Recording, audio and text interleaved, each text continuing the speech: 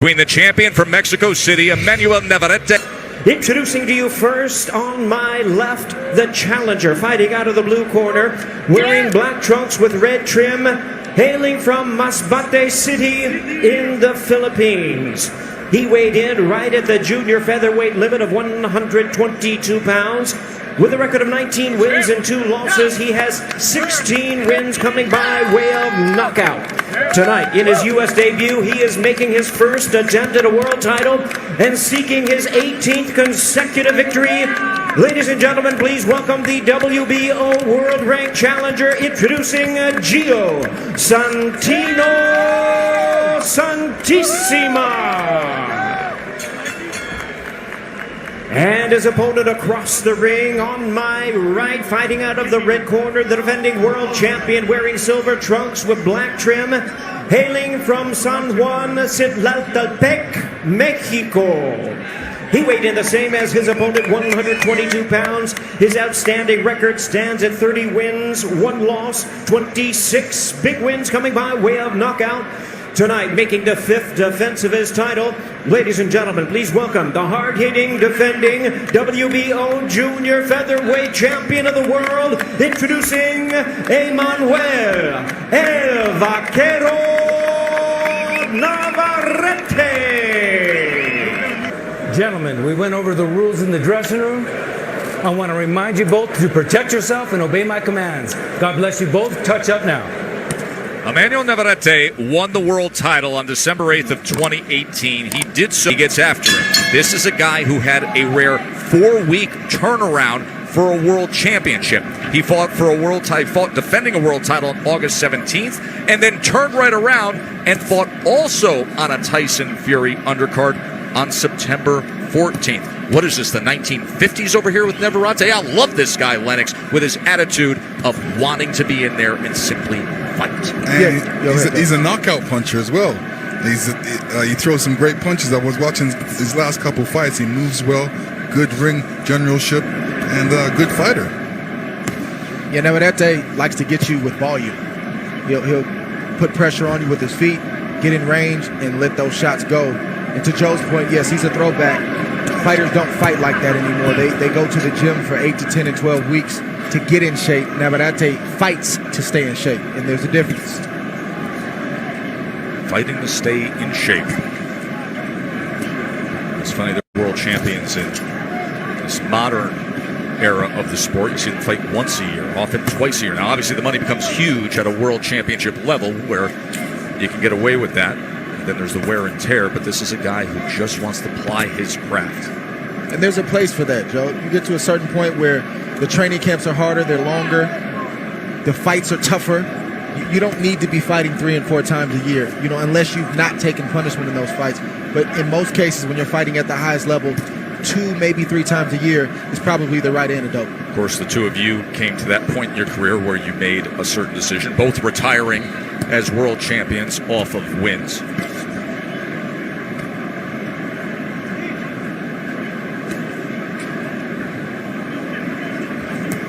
The rematch with Dogbe came in May of 2019, and he also roughed him up down the stretch of that fight to the point where he scored a TKO, did Navarrete, in the 12th round when he had the rematch against the man that he took the belt from. That was nice of him, giving him a rematch. Well, the outcome wasn't nice. No, the outcome was brutal for Dogbe. Of course, we have the ultimate rematch tonight with Wilder and Fury, the first rematch in heavyweight history between undefeated world champions. Santisima is also a guy who he rarely takes a step backwards. He doesn't mind fighting. He's a two-fisted fighter who likes to hit the body when given the opportunity. He's yet to find his range, so he hasn't thrown very many punches at this point. And he said he wants to knock out Navarrete. He's got to get to him first. Tyson Fury, he's resting. He says, no need to get excited too fast. I'm resting right now. You got to save those legs because you might need them. Tyson Fury has never seen a camera he doesn't like, always finding it, always smiling, always playing to it. Yesterday in the weigh-in, we had a comical moment when Deontay Wilder was on the same kind of couch in his locker room before they came out, and he was with his fiancée, and they were curled up, and he was resting with the sunglasses on, and Tyson Fury decided he would mock him and do the same thing with his 400-pound brother Shane, and cuddled into him, and then both guys realized they could see each other on the split screen on camera, and it went south from there, only to continue on stage and after the scale with the barbs that were thrown. I guess that was the alternative, since they couldn't really see each other face to face or get as close as they normally would at a weigh-in. So I guess that was the alternative. Yeah, that was the decision made after Wednesday's news conference. Yeah, continual gamesmanship from both of them. That's something we're going to talk about as the evening goes on, the gamesmanship between Wilder and Fury. For now, round number 2 of this WBO 122-pound championship fight. Santissima in the darker trunks, the challenger from the Philippines. He threw 19 punches in that first round. Navarrete threw 62 and landed 18 of them.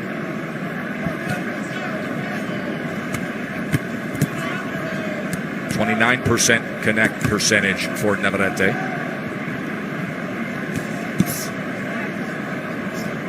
I think Navarrete is fighting the right game plan right now. Very patient. He's not allowing Santisima to get settled, because when he gets settled and he gets comfortable, like I said before, he'll allow both hands to fly. He'll hit to the body, he'll hit to the head. He's very, very aggressive. So you got to touch a guy like that. You have to give him subtle movements, and Navarrete's doing that right now. He's being very patient. There's Santissima as he was able to land that right hand. Then Navarrete covered up, and he comes forward with a 3-punch combination, including that left uppercut.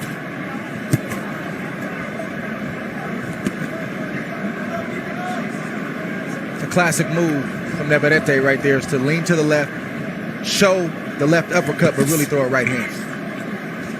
And Navarrete doesn't have to really go looking for Santissimo. Santissimo is coming after him. You know, he wants to get close. He wants to be able to throw punches and wants to be able to connect with those punches as well.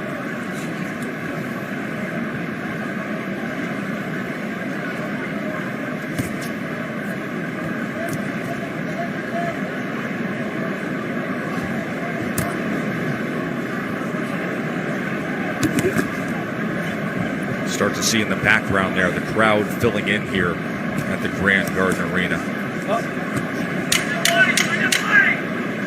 Show you all the celebrities as they make their entrance a little later on prior to the heavyweight championship fight. Navarrete with the jab here. And Andy Lee will be in the corner of Tyson tonight. Mark Breland, also a former Kronk fighter. Yeah, Mark Breland, by the way, a great fighter back in the day, both as an amateur and as a pro, and he has been a critical part of the success of Deontay Wilder, along with his longtime trainer from there in Tuscaloosa, Alabama, Jay Dees. That has been an unbreakable bond for years for Wilder. A body punch comes in from the champion Navarrete. Round number 3 here. Santisima felt that left hook to the body right there. He took a walk around the park to get a break, and Navarrete noticed it. Navarrete finding some confidence coming forward here in round number 3. Body punches, he's been able to land 14%. That left hand hit the mark moments ago.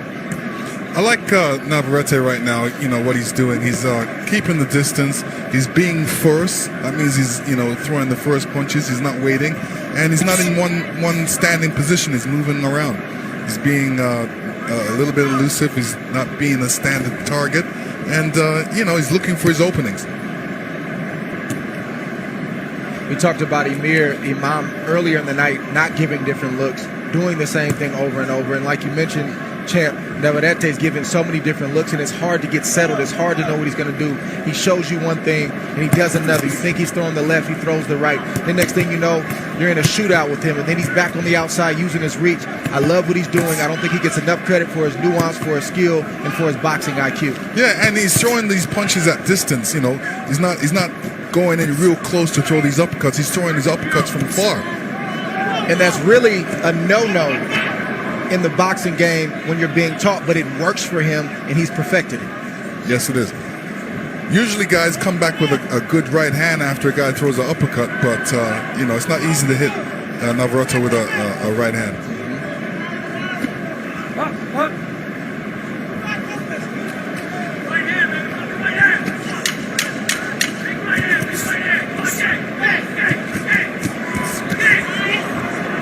Combination here at the end of round number 3. Another left hand from Navarrete. Trying to target the right hand. Bob Arum in Top Rank Boxing.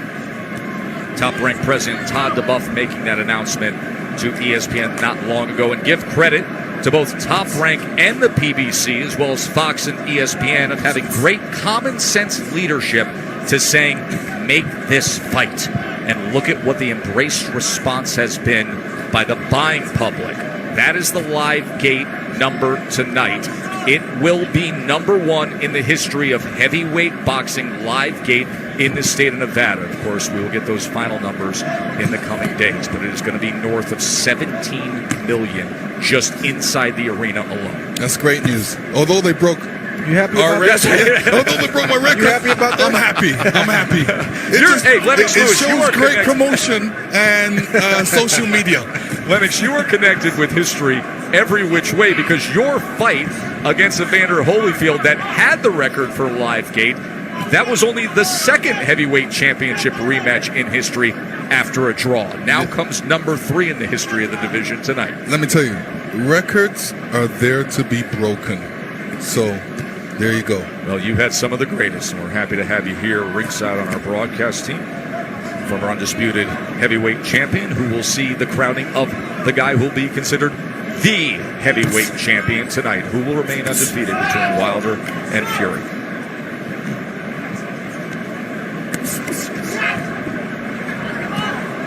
And this is the moment where the commission signs off on the most powerful weapon in sports, the right hand of Deontay Wilder. So the wrap has been approved.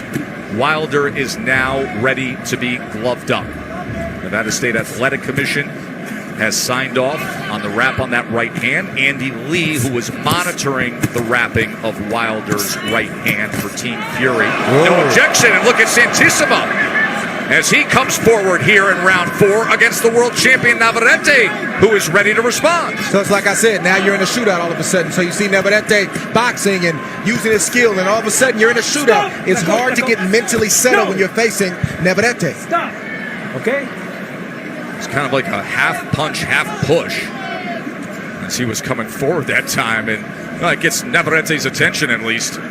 What you see is one guy in Santissima who does one thing well. If he's in place and he has you right there, he throws good shots with both hands. And then you see Navarrete, who does multiple things good. I'm going to take the guy who has more tricks up his sleeve and more tools in the toolbox. Santissima willing to dip and go to the body, but what does he do? He eats more return fire from Navarrete. And Navarrete is showing these nuances in his skill because he stays busy, Joe. He's an active fighter, so you have no choice but to get better when you're active. Threw over 85 punches in this round alone, did the champion Navarrete.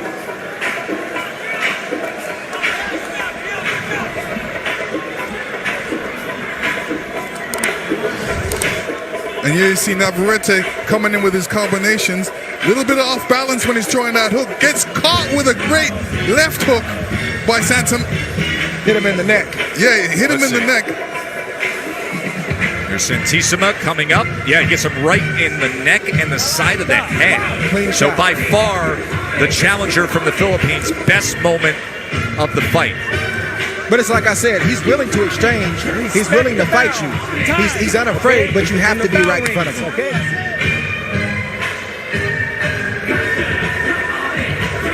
Joe Tessitore, Andre Ward, Lennox Lewis with you ringside. We will take it all the way through the evening to Wilder and Fury. Max Kellerman and Brian Kenny up top with Sean Porter and Tim Bradley. The former welterweight champions, Bernardo Asuno, our ringside reporter, and thrilled to have Kate Abdo and Mark Kriegel providing commentary. And our unofficial scorer ringside is Larry Hazard Sr., who has this 39-37 in favor of the champion Navarrete.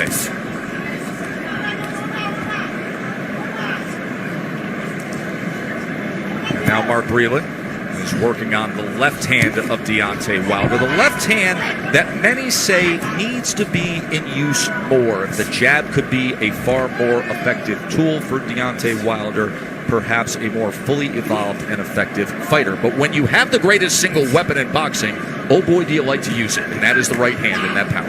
Oh, yeah. And, you know, Deontay's got a great right hand. Everybody's looking for that right hand, but I know there's a left hook in there. There's an uppercut in there that, you know, a lot of people don't know about. And I'm sure that he wants to bring that out in this fight. So as Wilder gets wrapped, Tyson Fury sits back and is still relaxing, flanked by his wife Paris and his family, his brothers. Hands free. Let go. Watching along, see if Emmanuel Navarrete can come up with another title defense here. Santisima did have his moments in the last round, but it's been the constant work rate of Navarrete that has been controlling the action as he lunges ahead with a series of right hands. Turns southpaw for a moment. That is not a knockdown there, but look at the work rate tallied by CompuBox. Navarrete has thrown 375 punches, and now he's landed 120. Opened up that time, and filling the spot was a left hook from the Filipino Santisima, and it doesn't even stop Navarrete at all. He just keeps punching. Wide-ranging right hand, and now Navarrete is on the attack here in round number 5. He is backing up Santisima. Navarrete clubbing, touching him time and again. Left uppercut, right uppercut, body shot comes in. Look for that left hook to the body. Santisima has taken the headshots pretty well, but the shot he hasn't taken well is the left hook to the liver from Navarrete. This is great work rate here of the volume punching attack and the aggression of Emmanuel Navarrete. He is a fan-friendly fighter, and now wrapping up is Santisima. Santisima is a little bit tired. He needs to really, you know, weather the storm and then come back with a combination of his own. This has been a dominating 5th round from Emmanuel Navarrete. You okay?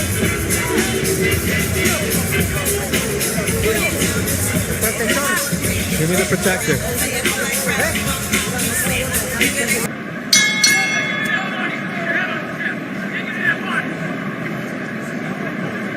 So after that big round, let's see what Navarrete offers up here. Round number 6 of our world title fight.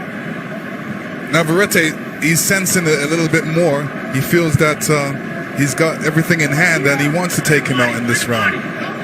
Navarrete's probably going to take half of this round off, and then you're going to see him crank it back up. Santisima is still trying to recover from what happened the last round, so he's not taking advantage of Navarrete taking this part of the round off. It's a silent agreement taking place right now. If you're going to rest, I'm going to rest.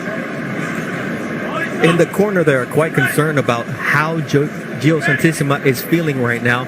So they really have an eye on him. Make sure that Navarrete does not hurt him here. In that 5th round, Navarrete landed 47 punches. Santisima threw just 34 punches. That was utter domination in that 5th round by the champ. I think if Navarrete gets it done inside the distance, it's going to be from the left hook to the body. I think it's going to be by a whole bunch of combinations at once. You know, he's shown that he can throw a lot of different varieties of punches, and this is what he's done, and they're getting through.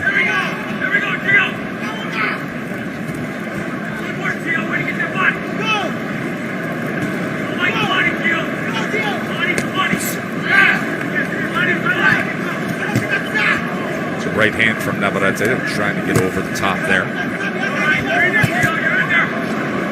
450 punches to this point. Santisima just 166.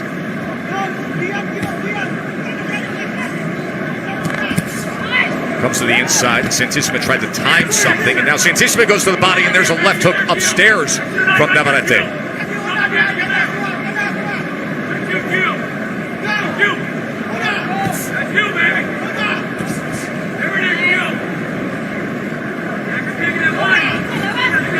Navarrete is a veteran. He fights when he wants to fight, and he rests when he wants to rest. But he's even learned how to rest and take a round off and still win that round with throwing minimal punches and taking minimal punishment. Just like he's doing in this round, doing the same thing. He was definitely winded the last round. And it is all starting with the left hand, with the jab.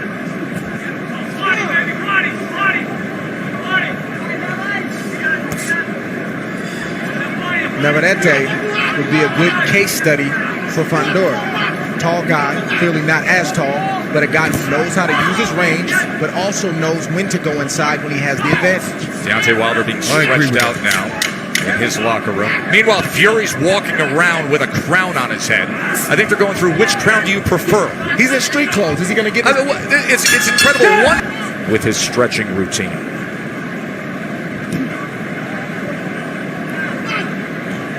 And Joe, speaking of hand wraps, if you see Navarrete shaking that right hand, it's not particularly injured, but his cornerman Pedro Navarrete told me the hand wrap was loose, and that's why he's not able to flick it the way he usually does. And that's the last thing that a fighter wants to feel, is that the wrap isn't the way he prefers it. Yeah, I've never heard of a wrap being too loose. I've certainly heard of a wrap being too tight. Yes. This is the first for me. Yeah, I mean, if the wrap's too tight, then as the fight goes on, it loosens up.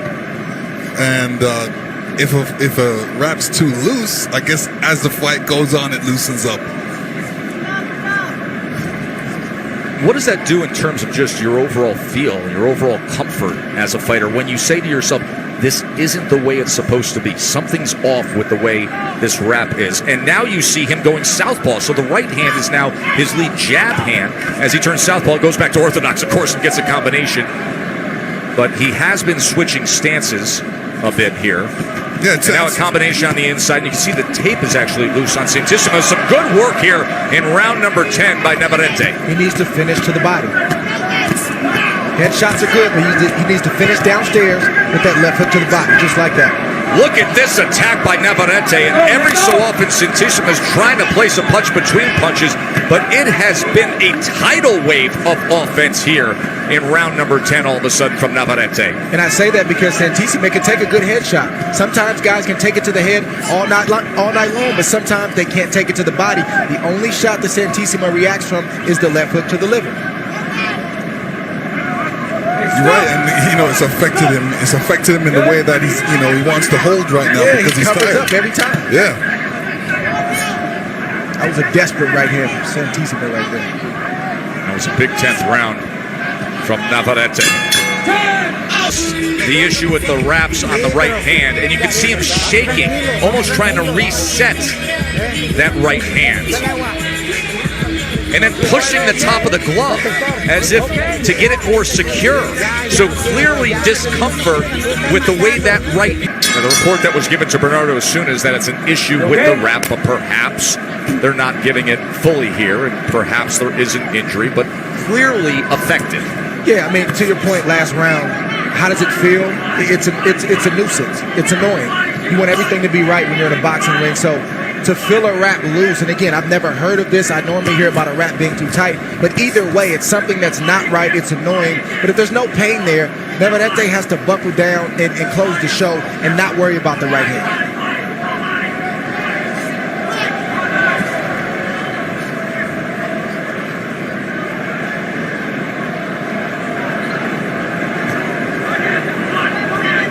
Unless that wrap is so loose where it's not protecting his hand anymore, he needs to lock in, like I said, and find a way around it.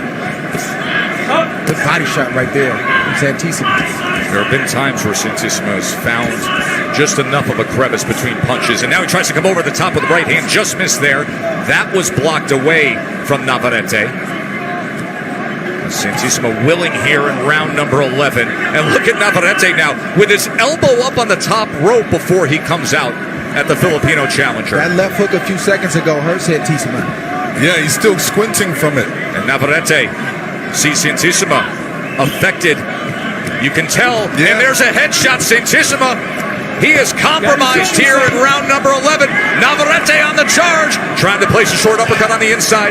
Combination punching upstairs. Uppercut, body shot came in with a left hand. Runs to him to close the gap. Can he close the show here in style? Round number 11, trying to defend his title one more time. Santisima's so game. He actually ducked through the blue and white rope for a moment there. Strafing attack to the head, coming down and wrapping up a Santisima, but he can't hold back from the Mexican world champion. And the referee is very close to the... And now tying up so awkwardly that he throws Navarrete into that top rope. Clearly damaged is Santisima. Can Navarrete finish things off here in round number 11? Russell Morris giving it a look. There it is. TKO victory. Navarrete.